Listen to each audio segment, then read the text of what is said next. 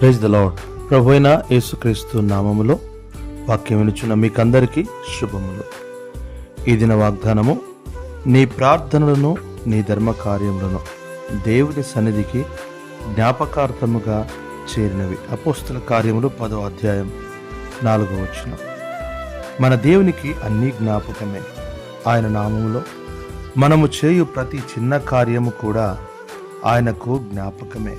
మన శ్రమ, మన దుఃఖము, మన ప్రయాస, మన పేదరికము, మనము అనుభవించుచున్న అవమానములు, మన వ్యాధి బాధలు, ఇవి కూడా దేవునికి జ్ఞాపకమే.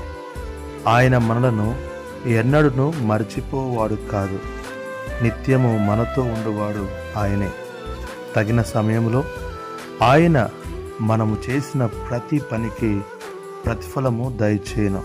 ఇక్కడ కొర్నేలి ఎంతో కాలముగా దేవుని యందు భయభక్తులు కలిగిన వాడై ధర్మకార్యములను ప్రార్థనలను చేయవాడు. అయితే దేవుడు తగిన సమయంలో తాను చేసిన వాటన్నిటికీ ప్రతిఫలముగా తనకు, తన ఇంటి వారికి గొప్ప రక్షణనిచ్చెను. ఒక అన్యుడు చేసిన కార్యమును దేవుడు జ్ఞాపకం చేసుకుంటే రక్షించబడిన నీవు, దేవుని బిడ్డవైనటువంటి నీవు చేసిన దానిని దేవుడు మర్చిపోతాడా? కనుక దిగులు చెందక ప్రభువు చేయు ఆశ్చర్య కార్యముల కొరకు ఎదురుచూడు.